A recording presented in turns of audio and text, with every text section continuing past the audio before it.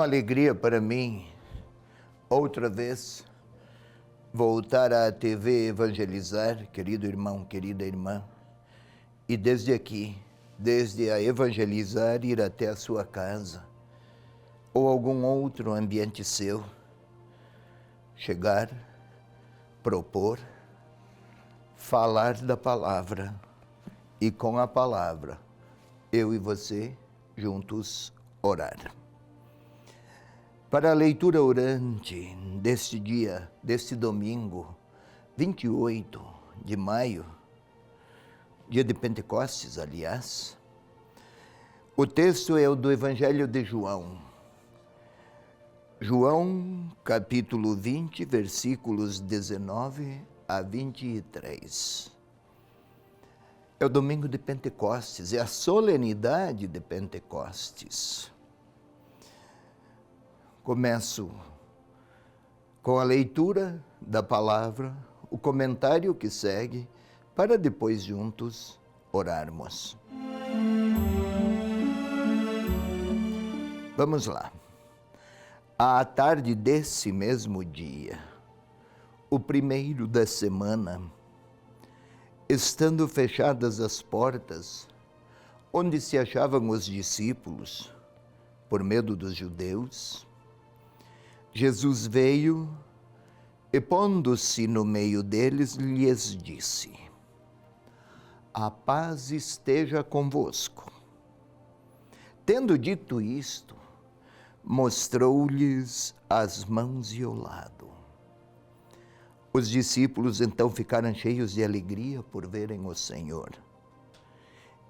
Ele lhes disse de novo: a paz esteja convosco.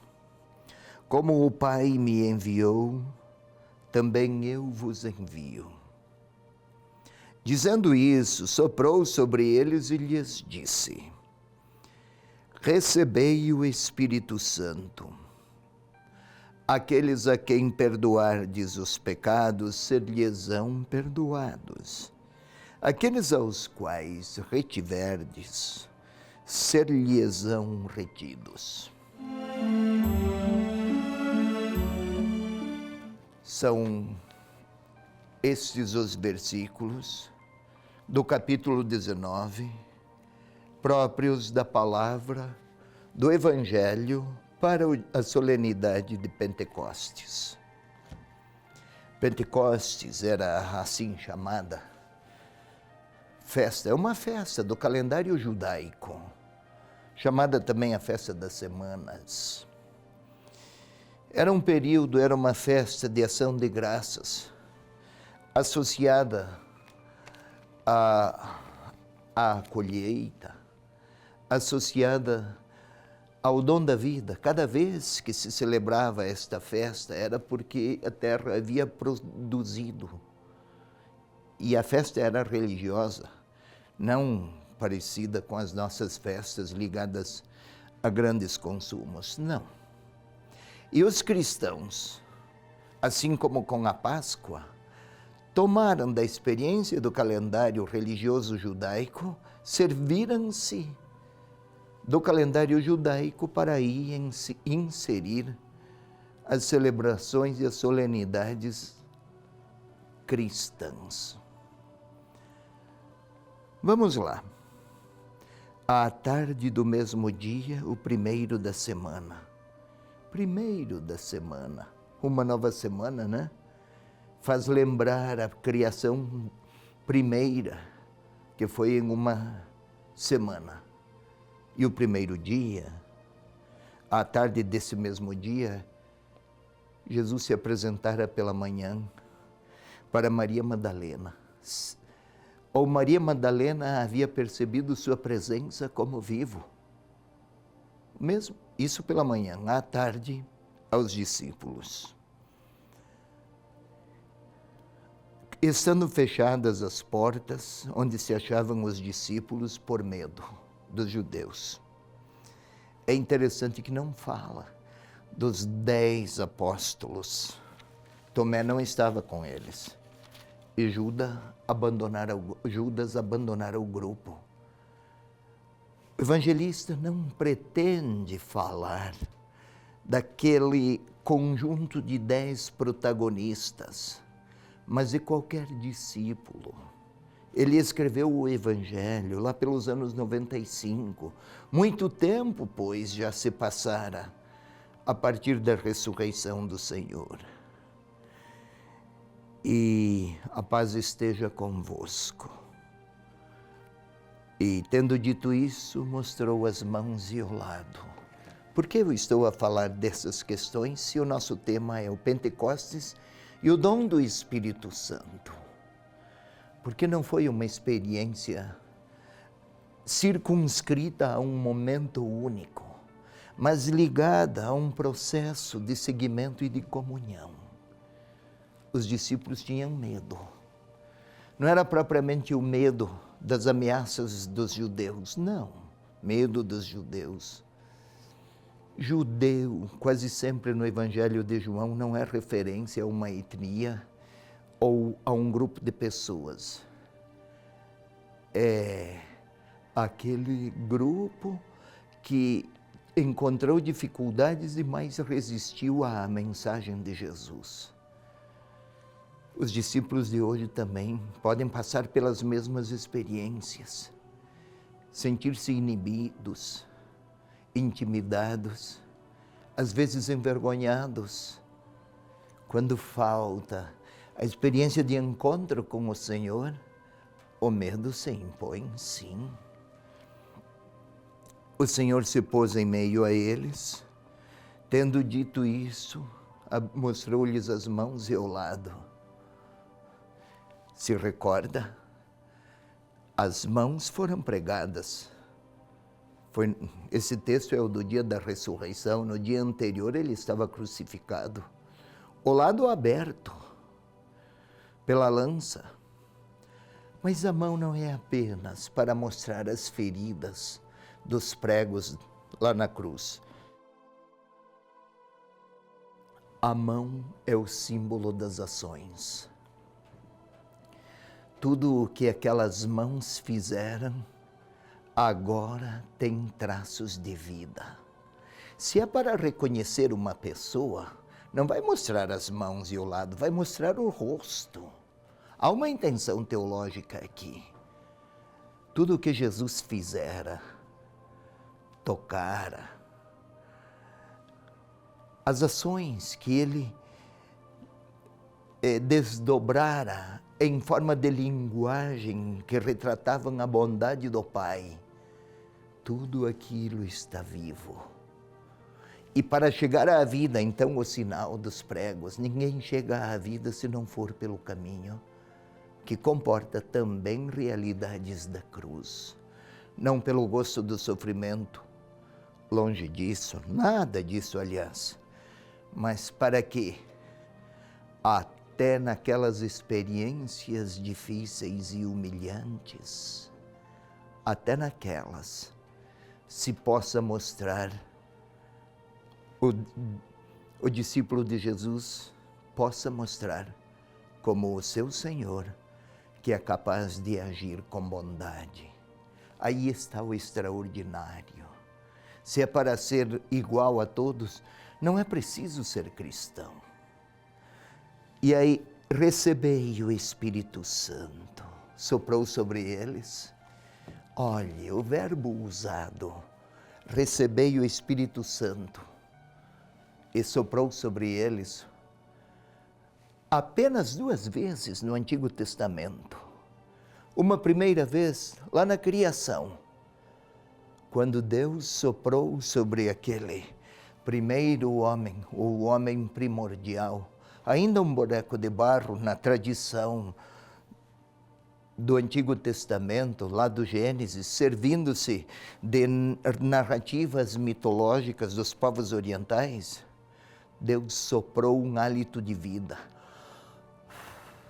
Procedia de Deus a vida daquele, recebida por aquela primeira criatura humana. Foi uma vez. Em Ezequiel 37, também, um monte de ossos secos, foi esta a imagem apresentada, o sopro fez viver aquele monte de ossos ressequidos, receberam carne, nervos, pele, imagem do povo de Israel recriado. E agora aqui, a terceira vez, num sentido ainda muito maior, mais elevado, mais extenso e também de maior significação. Qual? Aqueles homens dotados de uma força apenas humana, ou de uma grande fragilidade humana, melhor ainda, receberam dentro de si aquela vida que procede do ressuscitado. E levem o perdão. A quem perdoardes haverá perdão. Se não fizerdes chegar o perdão, faltará o perdão a um povo que está a necessitar com urgência da bondade de Deus. Não quer dizer, se não perdoardes, daí não haverá perdão, porque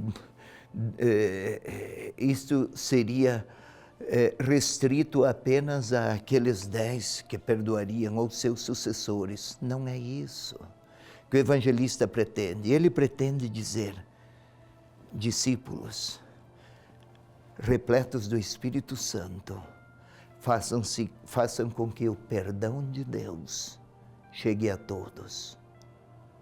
No Pentecostes, o evangelista pretende que os leitores de quaisquer épocas, de todas as épocas, cultivem a alegria do perdão recebido, porque é dom do Espírito de Deus.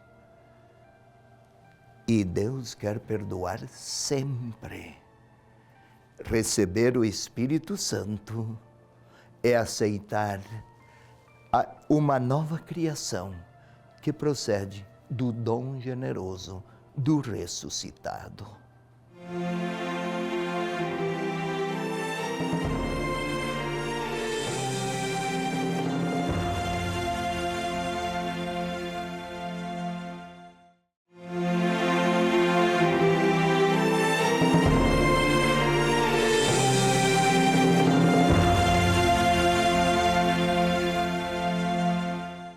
Meu irmão, minha irmã, festa de Pentecostes, o Espírito Santo prometido pelo Senhor tornou-se realidade experimentada pelos primeiros discípulos, mas depois transmitida a todos aqueles que também aceitaram ser discípulos.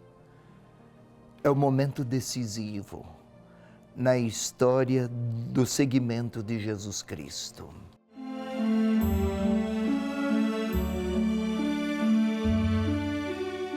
Mas antes, porque queremos orar e não explicar, já o fizemos, vamos fechar os nossos olhos e colocar-nos numa posição que favoreça o recolhimento orante. Não é mero exercício psicológico de quietude.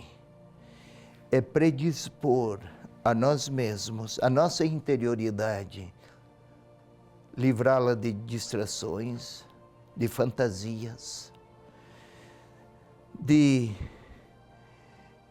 imagens ou de gratificações subjetivas. Mas é preparar a nossa interioridade para que ressoe a palavra. Feche os olhos, pois.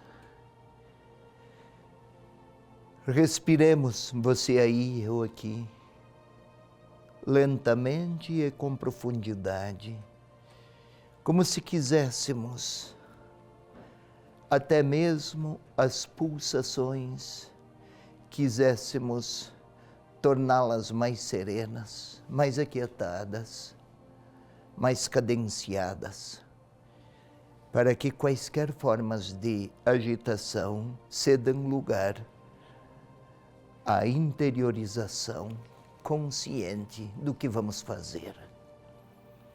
Respire profundamente, mais uma vez. E agora vamos pedir ao Espírito Santo que venha orar conosco, que seja Ele a força, a inspiração, o vigor, a verdade que nos move a falar ao Senhor depois de ouvi-lo. Vinde, Espírito Santo, enchei os corações dos vossos fiéis, acendei neles a chama do vosso amor. Enviai, Senhor, o vosso Espírito, e tudo será criado, e renovareis a face da terra.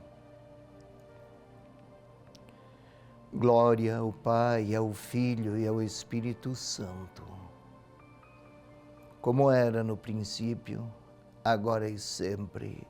Amém. Agora vamos tentar imaginar aquelas cenas. Uma tarde, final de tarde, lá estão os amigos de Jesus, os discípulos. Estão atemorizados, amedrontados, inquietos, muito frustrados. Muito. Como se tivessem sido derrotados nas suas esperanças fundamentais.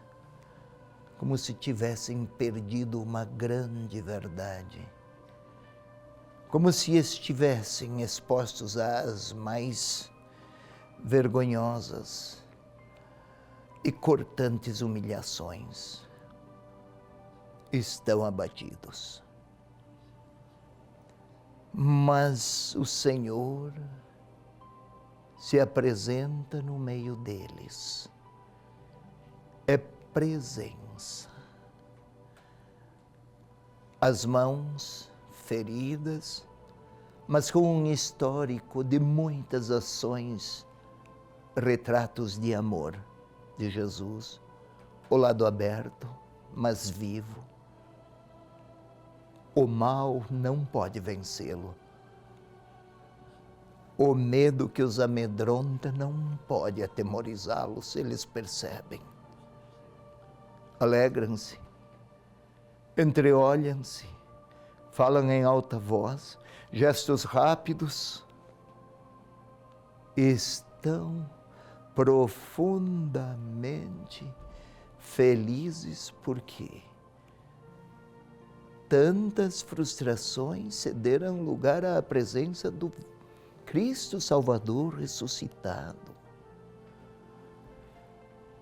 Podemos imaginá-los a ouvir: a paz esteja convosco.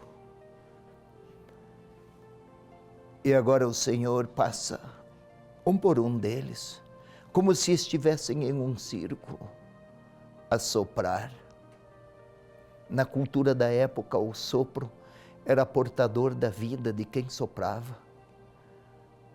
Há um sopro de ressuscitado e de ressurreição em cada um deles. A morte pode eliminar a biologia de seu corpo, mas não pode eliminar suas vidas.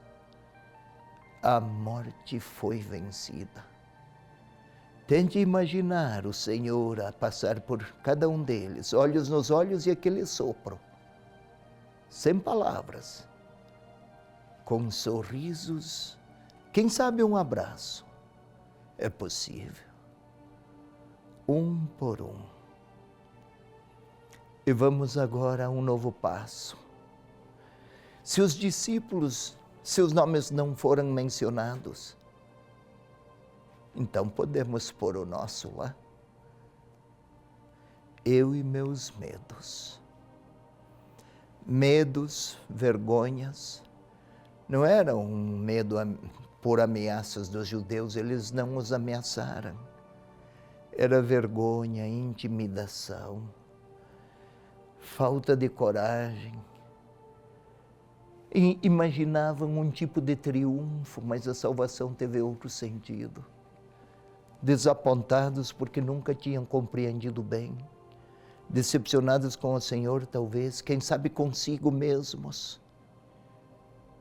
Mas agora eu ponho o meu nome lá porque eu me pareço com eles todos. Pedro, João, Tiago, Felipe, Simão, Bartolomeu, todos eles. Levi e eu. Meu nome é lá. E o Senhor passa por mim, olha nos meus olhos, sorri e oferece seu sopro. Não é o sopro apenas um ar, biologia, física, como se tratasse apenas de um movimento. É a vida que o Senhor comunicou a mim desde o meu batismo. Ele olha nos meus olhos e está a dizer a mim: receba o Espírito Santo. Como disse a eles. E como disse a eles, leve o perdão. Como se o Senhor estivesse a olhar para mim e repetir: leve o perdão, comunique o perdão, pronuncie palavras de perdão. E as pessoas vão experimentar o perdão, a bondade de Deus. Se você não levar o perdão, eles não conhecerão o que é ser perdoado. É este o sentido: aqueles a quem retiverdes serão retidos.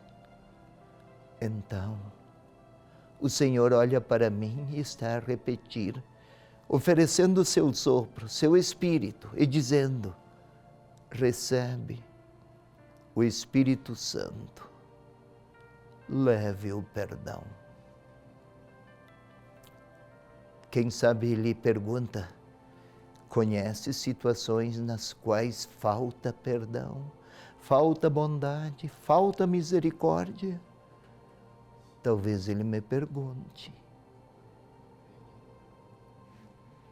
E quer saber onde? A quem? E ele repete, oferece seu sopro e continua a insistir que eu seja, porque eu encontrei o ressuscitado, que eu seja sinal de paz. Então agora é a hora da minha palavra e da minha resposta a Ele. Vamos juntos, eu aqui, você aí. Senhor Jesus, Salvador ressuscitado, quero levar o perdão ao ambiente, cada um sabe qual. Pode dizer àquela pessoa, àquela família, àquele grupo. Quero levar o perdão, Senhor, até lá. Quero ir até lá para falar de paz. Tenho medo. Talvez não seja compreendido. Não sei se usarei as melhores palavras e se terei inteligência para convencer. É bem provável que o Senhor repita: estarei contigo. Vamos até tentar ouvi-lo. Estarei contigo para levar o perdão e a paz. Eu posso falar agora, em silêncio, aí na minha casa, no lugar onde estou. Posso repetir: eu irei pronunciar palavras reconciliadoras lá onde o medo ou a divisão parecem impor-se. Eu farei, Senhor. Vem comigo.